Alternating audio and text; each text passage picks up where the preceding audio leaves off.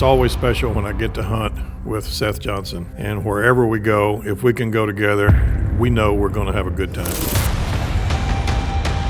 fact that your adrenaline is so high because you're anticipating a safari in South Africa, and that's not something that you get to anticipate every day. Pretty warm right now. Little did I know that what we accomplished that day was going to influence the rest of the safari. McWhorter Custom Rifles presents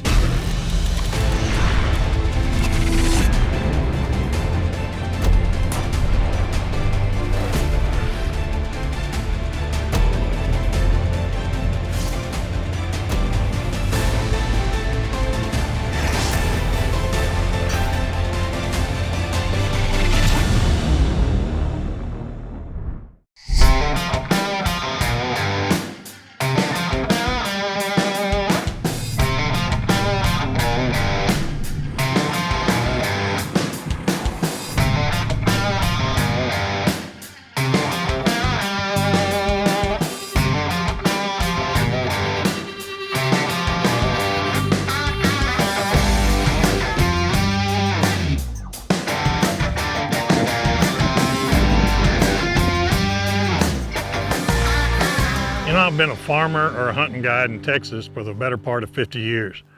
A couple of years ago, I realized just how much fun it was to hunt abroad. And one of my favorite places to hunt is South Africa. This week, we're going to kick off my third Africa safari, and we're going to be going with my good friend and professional hunter, Shaun Keeny, and we're going to the vast and beautiful Kalahari concession that he calls Aragon. You won't want to miss this one. Precision Hunting TV is brought to you by McWhorter Custom Rifles, Extreme Wildlife Adventures, Swarovski Optique, Yeti Coolers, and Barber Creek Shooting Academy.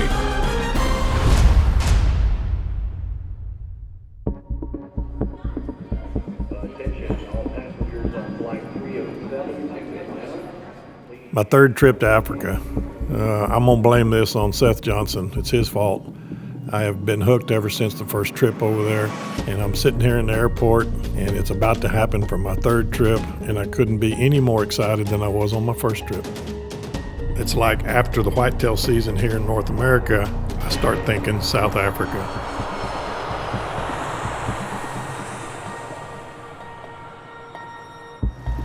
One of the unique things that I think about South Africa when I go is the fact that it's very similar to Texas.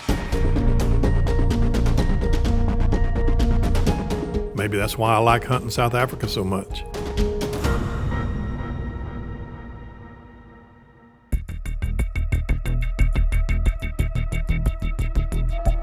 I haven't done it that much, but it never gets old. All the PHs over there. We're fixing to go on our first morning here in Africa after probably 18 hours of travel yesterday. Be looking forward to this hunt whole year. We're here now, and so we'll head out to the range now and see how the guns are shooting, and then we'll probably just take an afternoon hunt and see what we find. That's what's nice about coming out here. You know, in Texas, we're going after a whitetail, and that's what we're after. Here, you never know, we're going after something. You never, first opportunity we're going to take and just decide then. So yeah. The adrenaline is once again about to peak, but the first things we have to do is we have to go check the McWhorters to make sure they're shooting true. It's a long flight, and sometimes things get bumped around. We need to make sure. Here at the range at Shaun Keeny Safaris, first things up is my STW from McWhorter. For my STW, I'm going to be shooting 180 grain VLD.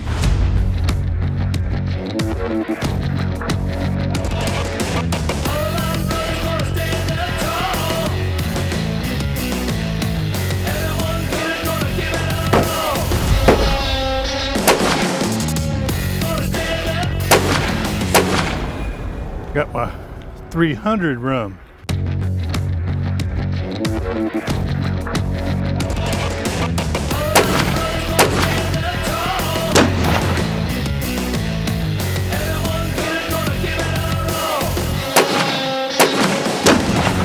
Well, the McWhorters are shooting dead on, as usual. Now, I'm ready for Shaun to find me something to shoot in South Africa. Shaun Keeny. At one time when I first started hunting with him, he was the youngest professional hunter in South Africa. I'm a family-run company. Me as the owner, outfitter, my wife pretty much running the logistics of the day-to-day business. I have my younger brother Craig that's a professional hunter, freelance guide for me.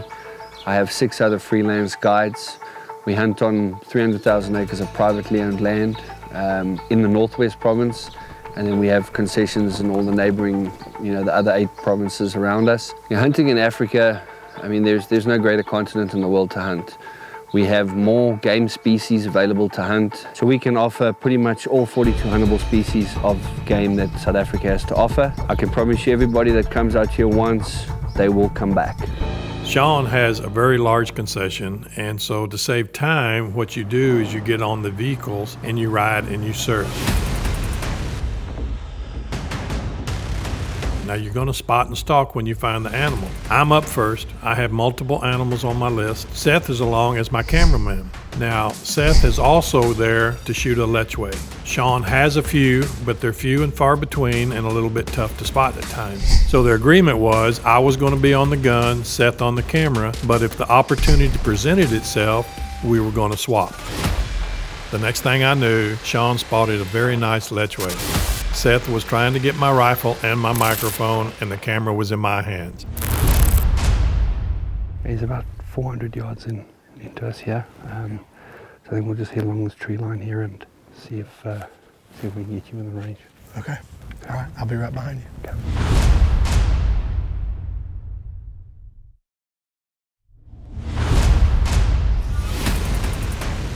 This segment of Precision Hunting TV is brought to you by Sport Ear by Axel Hearing Performance.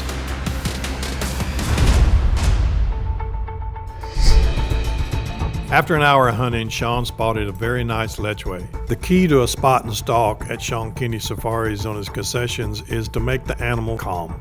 I know I'm here as cameraman, but if we see a Lechwe, a big Lechwe, I want it. And you looked at me and you said, Seth, you're on the gun. As soon as Shaun hit the ground, he had the shooting sticks, Seth was in position, I was behind Seth, and the Lechwe was going to be in trouble.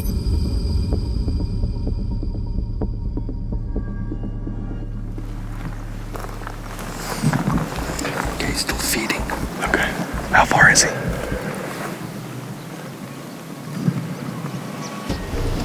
According to Swarovski, he's 141.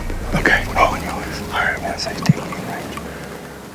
Let's push it. He's feeding to our left. So his head is down, but he's facing to the left. Okay.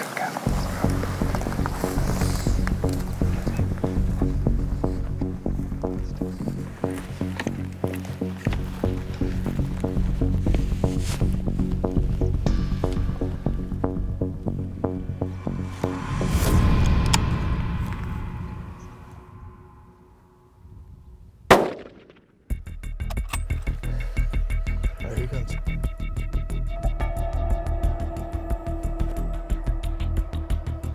Yeah, he's down dust. All right. Seth made a perfect shot. Our safari was off to a grand start. We knew he was in this area. We were actually out here looking for springbuck. Yeah. And Waller spotted something under a tree, and we stopped at distance. Could see it was a big Lechwe. We know this, they're very territorial. Yeah, I think we just bagged a ghost. I really do. Thank you, my friend. Let's go have a look. Nah, he had a great look to him. Oh, yeah. I'm telling you.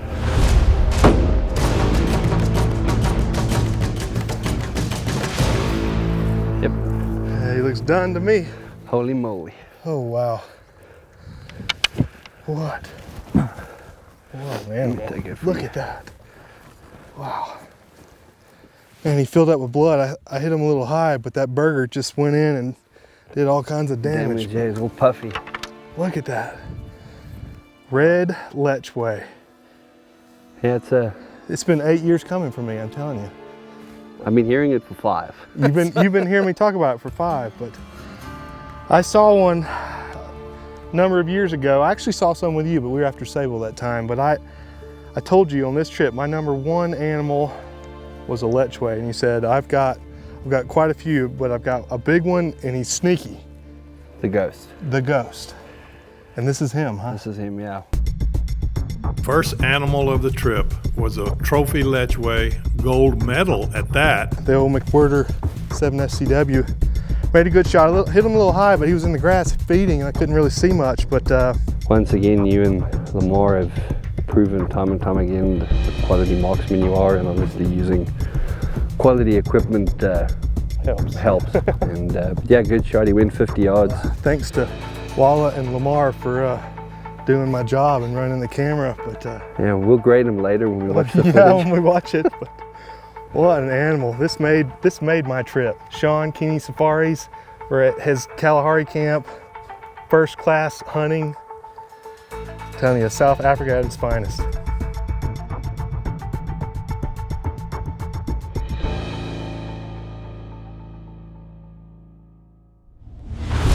Precision Hunting TV is brought to you by Hoff Power Auto and Outdoor Stores, Rudy's Country Store and Barbecue, Sport Ear by Axel Hearing Performance, and Surge Pro by BioFac Crop Care. This segment of Precision Hunting TV is brought to you by Rudy's Country Store and Barbecue, real Texas barbecue.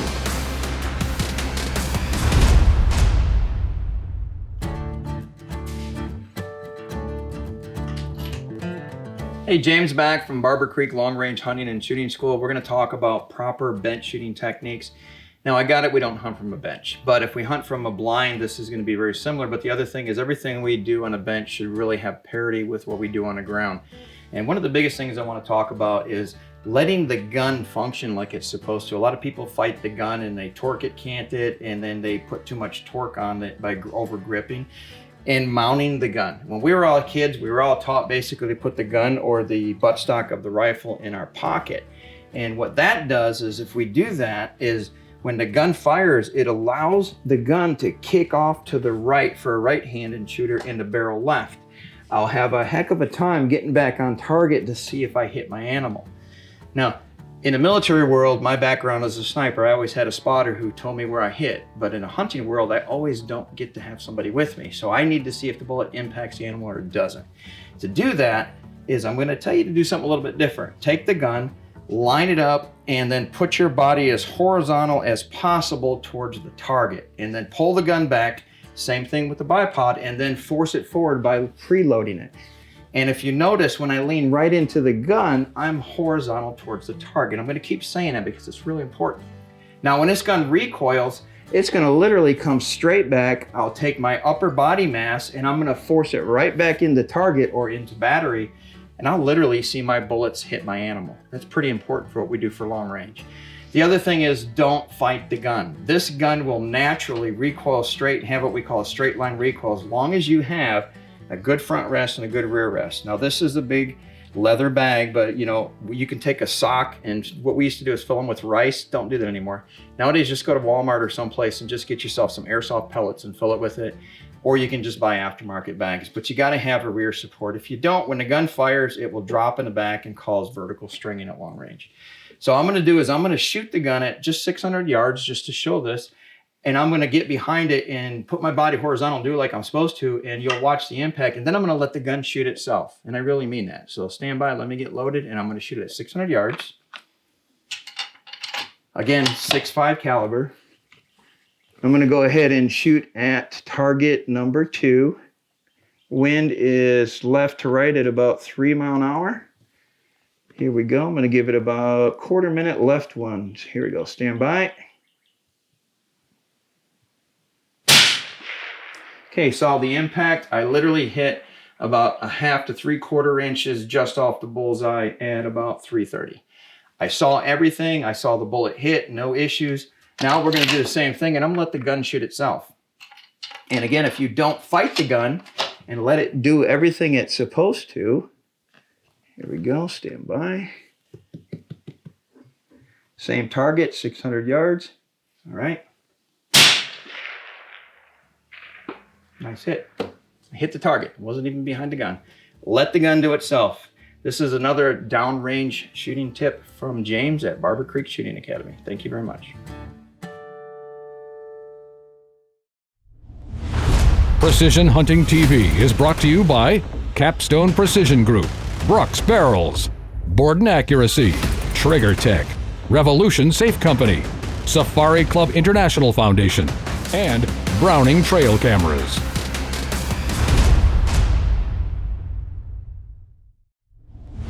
This segment of Precision Hunting TV is brought to you by Rudy's Country Store and Barbecue, real Texas barbecue.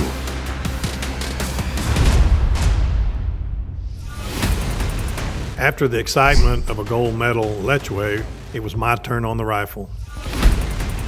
We had a couple hours left in the day. Shaun said he knew where a big flat was that a lot of Gemsbok usually were in late in the day. One of my goals was a 38-inch plus Gemsbok, so we headed that way to see what we could find. I know you hear target-rich environment, but this place is. We just spent some time trying to find a Nyala bull that was over here, and it didn't work out. So on the way looking for this, we saw some great Gemsbok over here, so we circled back around. We're going to top this hill and see if we can't find a big one. Yeah, they're right over this dune. So we'll just, we've only got about 30-45 minutes of decent light left. But I think we'll get high up and we can glass them quickly. Obviously you have taken a Gemsbok, so we are looking for A good one. an exceptional one. Exceptional one. Yeah. True to form, Shaun spotted a large group of Gemsbok in the flat.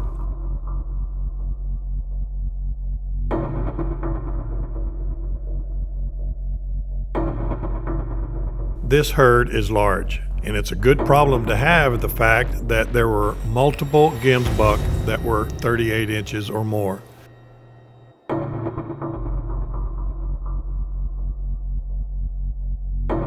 up, there's right here. They're not full. But one thing I've learned, when Shaun picks one out, he is so accurate and can get so close to your target goal. He found the Gemsbok that I wanted. Now it was just waiting for him to get in position. Yeah, but the one closest to us. Just to the left of that tree.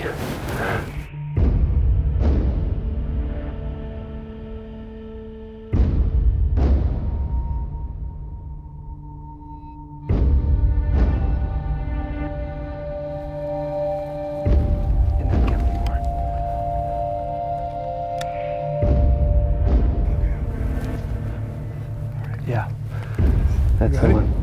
You ready? It just turned nicely, eh?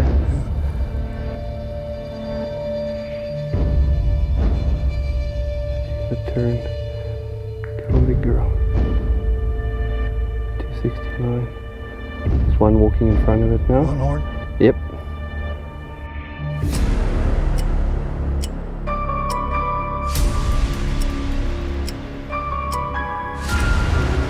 Pretty one right now. Hold on.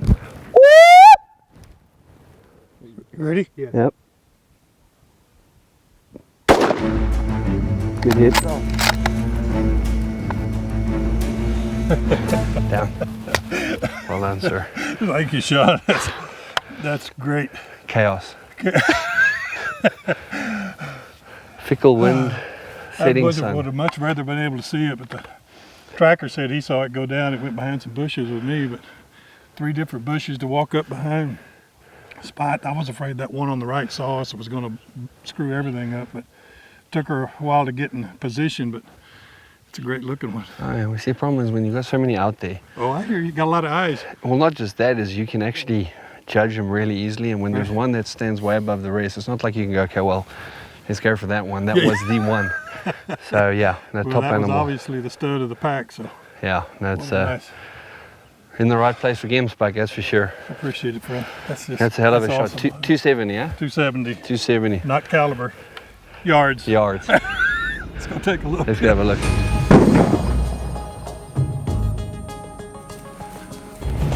Kalahari Goodness. Gemsbok. Yeah. We topped my other one by a bunch, buddy. That is Holy awesome. moly. That's crazy. How about that? That's perfect. I'm gonna take it for you.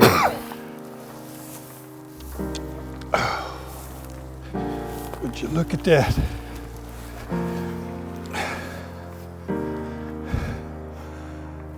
The Gemsbok, gentlemen. What an animal. What a beautiful animal. I had my 38-inch plus Gemsbok. Awesome Gemsbok, Shaun. I mean, this is what I came here for. I wanted a bigger one than I had, and I definitely topped my last one. So that dune that we had to come across because they were grazing over here, and then we put some trees between us and got within 271 yards, and the STW performed flawlessly like it always does. I hit him right in the shoulder, went through the heart, went about 30 yards and fell over dead. Indeed. So what a great hunt, and the fact that you can have this kind of quality out here is just crazy. You say these are known in the Kalahari to get big? Yeah, they're desert animals. We're kind of living in the Kalahari bushveld. We're on the edge of the desert, but this is where they occur naturally for years, and this is where they get big. So the Kalahari will grow some big ones. This is obvious. She is gorgeous. Thank you, my friend. And I tell you what, guys, you got to come. Shaun Keeny Safaris. He's going to get you one of these and a bunch more stuff.